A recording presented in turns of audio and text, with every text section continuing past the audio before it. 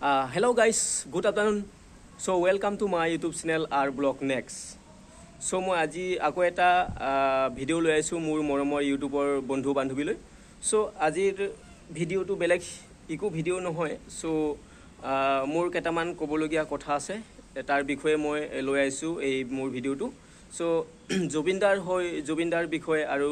জুবিনদাৰ হৈ মই মাতিব ওলাইছো আৰু জুবিনদাৰ বিষয়ে কেটামান কথা ক'বলগীয়া মোৰ আছে আৰু ক'বলৈ মন গৈ আছে. তাৰ বিষয়ে মই কম বুলি ভাবিছো আৰু মই যিমানখিনি পাৰো আৰু যিমানখিনি জানো হেয়াই কম. গতিকে জুবিনদা মৰা এটা প্ৰায় 3 মাহ 8 দিন মান হৈ আছে. গতিকে আমাৰ মাজৰ পৰা হেৰাই গ'ল নাই, আমাৰ অসমৰ পৰা হেৰাই গ'ল নাই, আমাৰ অসমীয়াৰ মাজৰ পৰা হেৰাই গ'ল, আমাৰ অসমবাসী ৰাইজৰ পৰা হেৰাই গ'ল. গতিকে জুবিনদা আছিল আমাৰ অসমৰ গৌৰৱ, অসমৰ আদৰ হাদৰ, অসমৰ সন্মান, অসমৰ সম্পদ আছিল, আমাৰ সকলোৰে হিয়াৰ আমুঠু আছিল একমাত্ৰ জুবিনদা. গতিকে জুবিনদা এনে এটা ফালতু বা সৰু সুৰা মানুহ নাছিল, আমাৰ দৰে সৰু সুৰা মানুহ নাছিল, ঘটিৰাম বাতিৰাম মানুহ নাছিল. তেওঁ আছিল এটা আমাৰ অসমৰ সাৰ্থক, সকলোৰে মনে প্ৰাণে হিয়াই সোমাই থকা এটা কণ্ঠ শিল্পী আছিল জুবিনদা. গতিকে তেওঁৰ গান শুনিলে আমাৰ মনবোৰ মানে আমি সকলো পাহৰি যাওঁ. কিছুমান মানে মনত কিছুমান ভাৱনা হৈ থাকে, চিন্তা হৈ থাকে. এই জুবিনদাৰ গান শুনিলে আমাৰ মনৰ মাজৰ পৰা একো চিন্তা ভাৱনা নাইকিয়া হৈ যায়, শেষ হৈ যায়. গতিকে জুবিনদাই প্ৰায় 35-40 হাজাৰটামান গান গালে, 35-40টা ভাষাত বহুতখিনি গান গালে, বহুতখিনি ভিডিঅ' এলবাম কৰিলে, বহুতখিনি VCD কেছেট কৰিলে. কিন্তু তাৰ হিচাপ এতিয়াও আছে মই জানো. আৰু মই যিমানটো জানো, মই প্ৰথমে সৰুৰ পৰা ডাঙৰ হৈ আহোঁতে প্ৰথমে জুবিনদাকে লগ পাইছোঁ, জুবিনদাকে চিনাকি হৈছোঁ, জুবিনদাকে টিভিত দেখিছোঁ, নিউজত দেখিছোঁ, বাতৰিত দেখিছোঁ, এলবামত দেখিছোঁ. গতিকে জুবিনদাক মই মনে প্ৰাণে ভাল পাওঁ. আৰু তেওঁৰ মাত বহুত সুৰীয়া, মিঠা, শুৱলা কণ্ঠ আছিলে. আৰু তেওঁৰ মাতত, তেওঁৰ গীতত আৰু তেওঁৰ মাতত সৰস্বতী মায়ে বাস কৰিছিলে. আৰু জুবিনক কিয় ঈশ্বৰৰ পুত্ৰ বুলি কোৱা হৈছিল? কাৰণ জুবিন আছিল এটাই ল'ৰা কাৰণে জুবিনক ঈশ্বৰৰ পুত্ৰ বুলি আখ্যা দিয়া হৈছিলে আৰু কৈছিলে. চ' যা নহওক, এতিয়া আমাৰ সকলো জুবিনদাৰ অনুৰাগীসকলে বা অসমৰ ৰাইজে, অসমীয়াসকলে আমি সকলোৱে বিচাৰি আছোঁ জুবিনদাই ন্যায় পোৱাটো, জুবিনদাক ন্যায় দিব লাগে আৰু জুবিনদাৰ পৰিয়ালক শান্তি দিব লাগে, ন্যায় দিব লাগে, মুক্তি দিব লাগে. আৰু লগতে জুবিনদাৰ আত্মাক যাতে আমি সকলোৱে মিলি পেলাই স্বৰ্গত শান্তি দিব পাৰোঁ, ন্যায় দিব পাৰোঁ, মুক্তি দিব পাৰোঁ. তাৰ কাৰণে আমি উঠি পৰি লাগি আছোঁ আৰু হেছটেগ চবেও লিখি আছোঁ বা লিখোঁ, ফেচবুকতো ছ'চিয়েল মিডিয়াতো লিখি থকা হৈছে, লিখোঁ হেছটেগ জাষ্টিছ ফৰ জুবিনদা. কিন্তু আজিলৈকে ন্যায় দিব পৰা নাই চৰকাৰে. কাৰণটো কি হ'ব পাৰে? কেলৈ ন্যায় দিব নোৱাৰিব? ন্যায় দিব নোৱাৰাৰ কাৰণ কি থাকিব পাৰে? গতিকে ন্যায় হ'ব লাগে, দিব লাগে. আজিকালিৰ সমাজত, আজিকালি যুগত, সেই শিক্ষা যুগত, কলি যুগত, গতিকে মানুহে বুজি পোৱা উচিত আৰু ন্যায় দিব লাগে. কাৰণ জুবিনদা আছিলে আমাৰ অসমৰ সকলোৰে মনে প্ৰাণে সোমাই থকা এটা শিল্পী আৰু হিয়াৰ আমঠু.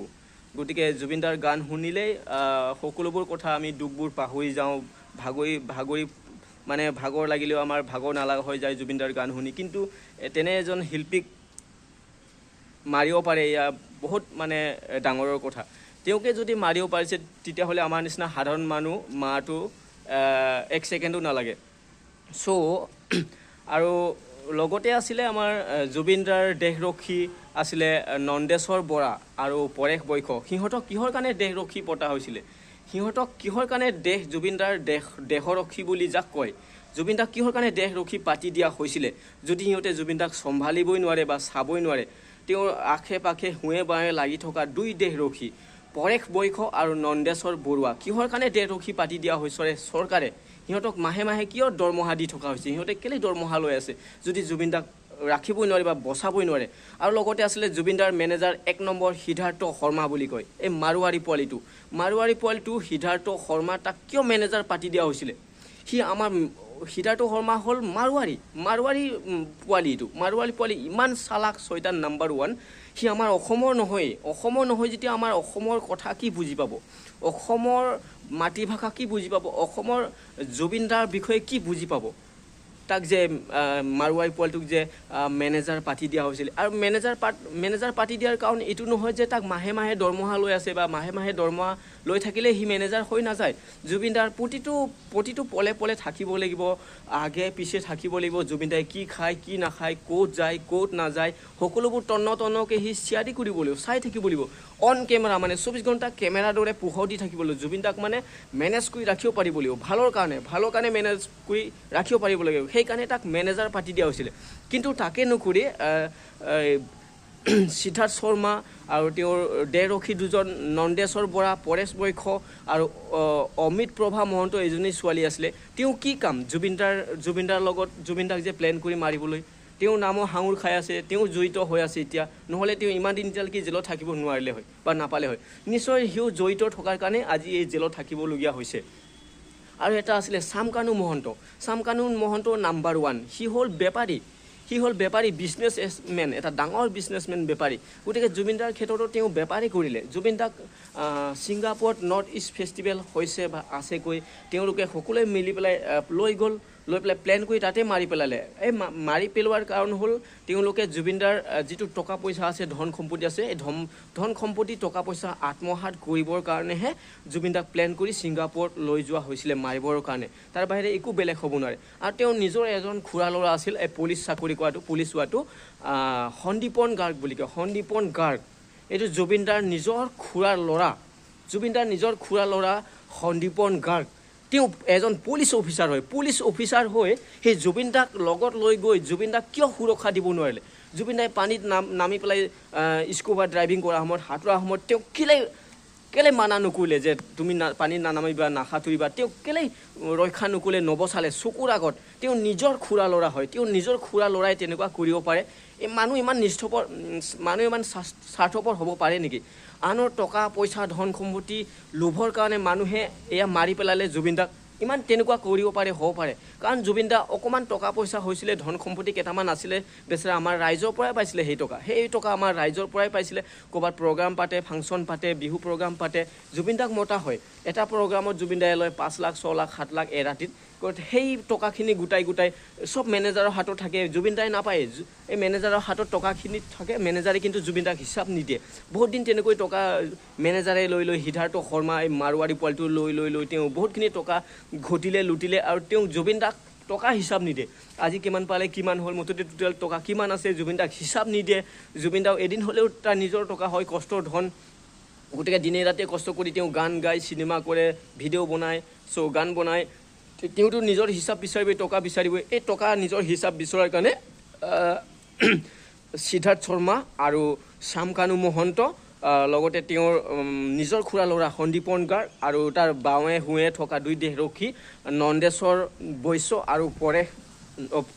বৈশ্য আৰু নন্দেশ্বৰ বৰুৱা আৰু অমিত প্ৰভা মহন্ত সেই আৰু এটা আছে শিখৰ জ্যোতি গোস্বামী তেওঁৰ বাদ্যযন্ত্ৰ বজোৱাই যিহেতু শিখৰ জ্যোতি গোস্বামী সিহঁতে আটাইকেইটা মিলি বহুত দিনৰ পৰা প্লেন কৰি আছিল যে জুবিন দাই যদি বাই চান্সত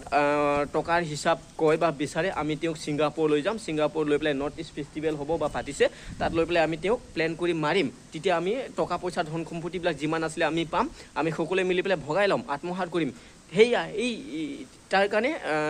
লৈ গৈছিলে ছিংগাপুৰত আৰু তাৰ বাহিৰে একো বেলেগ হ'ব নোৱাৰে গতিকে সকলোৱে আমি অসমবাসী ৰাইজে জানো দেখি আছোঁ জুবিন দাৰ অনুৰাগীসকলে জানে দেখি আছে ময়ো ভালদৰে জানো বুজি পাওঁ সেইকাৰণে আজি ইমানখিনি মই কথা ক'ব পাৰিছোঁ গতিকে আমাৰ হিমন্ত বিশ্ব শৰ্মা ডাঙৰীয়া অসমৰ মুখ্যমন্ত্ৰী সিও জানে দুখী কোন সিও জানে সি এতিয়ালৈকে কেলে ন্যায় দি আছে দুখীক এতিয়ালৈকে কেলে জেলত ৰাখি পেলাই ভালদৰে খোৱা বোৱা দি আছে সিহঁতক কেলে ইমান জেলৰ ভিতৰত সুৰক্ষা দি আছে সিহঁতক ফাঁচি দি মাৰক আদালতত ফাঁচি দি মাৰিব দিয়ক অৰ্ডাৰ দিয়ক হিমন্ত বিশ্ব শৰ্মাই আৰু যদি এইখিনিও কৰিব নাই বাহিৰত ওলাই দিয়ক আৰু চিলিণ্ডাৰ হৈ যাওক যে মই একো কৰিব নোৱাৰোঁ বুলি ৰাইজৰ আগত দি দিয়ক ৰাইজে তেতিয়া চম্ভালি ল'ব এই 6-7 জনক 8 জনক ৰাইজে যি কৰে কৰিব তাকে নকৰি জুবিন দাই হিমন্ত বিশ্ব শৰ্মাই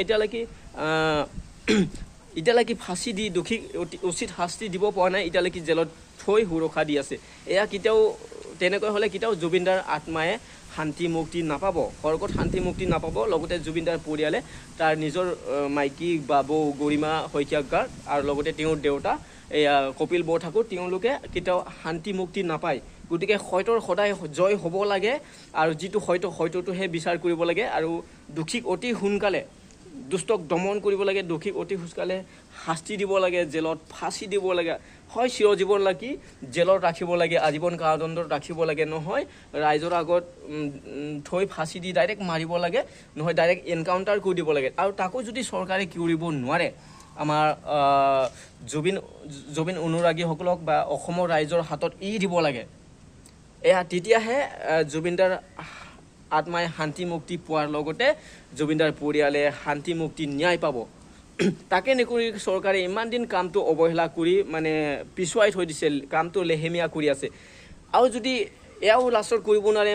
তেতিয়াহ'লে গম পাম জানিম বা সকলো অসমৰ ৰাইজে গম পাব জানিব জুবিনদাৰ অনুৰাগীসকলে জানিব নিশ্চয় তাৰ লগত হিমন্ত বিশ্ব শৰ্মা ডাঙৰীয়া হিমন্ত মামাও জড়িত আছে সেইকাৰণে হিমন্ত মামাই আজিলৈকে সিহঁতক ন্যায় সুৰক্ষা দি আছে আৰু একো কৰিব পৰা নাই তেওঁ প্লেন কৰি মাৰিব নামাৰে বা হিমন্ত বিশ্ব শৰ্মাই নামাৰিব পাৰে কিন্তু তেওঁ মাৰিবলৈ তেওঁলোকক মাৰিবলৈ সিয়ে কথা দিছিল বা আদেশ দিবও পাৰে বাকী পিছত যা তেওঁক লৈ পেলাই মাৰি দিয়া পিছত যি হয় মই চম্ভালিম মই চাম বুলি তেনেকুৱা ক'ব পাৰে সেইকাৰণে আজিলৈকে দোষীক ইমান সুৰক্ষা ন্যায় সুৰক্ষা দি আছে আৰু সেইকাৰণে আজি আমাৰ মাজত অসমৰ সকলোৰে মনে প্ৰাণে সোমাই থকা এটা মানে আমাৰ অসমৰ হিয়াৰ আমঠু অসমৰ গৌৰৱ জুবিনদা আমাৰ মাজৰ পৰা হেৰাই যাবলগীয়া হ'ল আৰু আমাৰ অসমৰ পৰা নাই আৰু দ্বিতীয়জন জুবিন আমাৰ অসমত জন্ম নহ'বও পাৰে দ্বিতীয়জন জুবিনদা আমাৰ অসমত নাথাকিব পাৰে এয়া বৰ লজ্জাজনক কথা বৰ দুখ লগা কথা গতিকে আমাৰ সকলোৰে এটাও দুখ আছে আমি দুখ পাই আছোঁ আমি মুক্তি ন্যায় বিচাৰি আছোঁ কিন্তু আজিলৈকে পোৱা নাই দিব পৰা নাই গতিকে মোৰ এটাই অনুৰোধ গতিকে হিমন্ত বিশ্ব শৰ্মা ডাঙৰীয়াকো কৈছোঁ আৰু সকলো অসমবাসী ৰাইজক আৰু জুবিন প্ৰেমীসকলক জুবিনদা অনুৰাগীসকলক কৈছোঁ অসমীয়াসকলক কৈছোঁ আমি সকলোৱে একতা হ'ব লাগে একতা হৈ আমি ন্যায় শান্তি মুক্তি বিচাৰিব লাগিব আৰু জুবিনদাৰ পৰিয়ালক শান্তি মুক্তি ন্যায় দিবই লাগিব জুবিনদাৰ আত্মাক শান্তি মুক্তি ন্যায় দিবই লাগিব আৰু দোষীক অতি সোনকালে দমন কৰি শাস্তি দি চিৰজীৱন লাগি কাৰাদণ্ডত ৰাখিব লাগিব হয় নহয় ডাইৰেক্ট ৰাইজৰ আগত ফাঁচি দি মাৰিব লাগিব আদালতত নহয় ডাইৰেক্ট এনকাউণ্টাৰ কৰি দিব লাগিব আৰু ইটো যদি চৰকাৰে কৰিব নোৱাৰে ডাইৰেক্ট চেলেণ্ডাৰ হৈ যাওক আমি একো কৰিব নোৱাৰোঁ তোমালোকে যি কৰা কৈ পেলাই ৰাইজৰ আগত দিব লাগিব মেলি দিব লাগিব 6-8জন দোষীক তেতিয়া ৰাইজে চাই ল'ব কি কৰিব পাৰে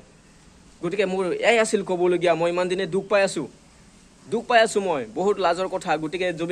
জুবিনদাৰ দোষীক আজিলৈকে একো কৰিব পৰা নাই এয়া কথা নেকি এয়া সম্ভৱ নেকি আজিকালি শিক্ষাৰ যুগত আজিকালি জ্ঞানৰ যুগত শিক্ষাৰ যুগত কলি যুগত এয়া সম্ভৱ নেকি আনৰ টকা পইচাৰ প্ৰতি ইমান লোভ থকাৰ কাৰণে আজি সেইসকলে লোভতে তেওঁক প্লেন কৰি মাৰি পেলালে যাতে তাৰ ধন সম্পত্তি টকা পইচা আমি সকলোৱে ভগাই মেলি আত্মসাৎ কৰি ল'ব পাৰোঁ এইটোৱে মেইন প্ৰব্লেম মেইন কথা আৰু তাৰ বাহিৰে একো নহয় আৰু সিহঁতে মাৰিছে 100% পাক্কা গেৰেণ্টি আৰু জানো তাৰ বাহিৰে বেলেগ একো নাই গতিকে আজিৰ মোৰ ব্লগ ইমানেই আছিল মোৰ ক'ব লগা ইমানেই আছিল আৰু মই ক'লোঁ গতিকে আজিৰ মোৰ ব্লগ চাই তোমালোকে উত্তৰ দিবা মই সঁচা কথা কৈছোঁ নে মিছা কথা কৈছোঁ উত্তৰ দিবা য়েছ নো 100% সঁচা কথা কৈছে বা মিছা কথা কৈছে হয় ব্ৰ মই একমত আছোঁ মই ৰাজি আছোঁ বুলি কমেণ্টত উত্তৰ দি লিখিবা গতিকে আজি মোৰ ব্লগ ইমানেই আছিল বাই বাই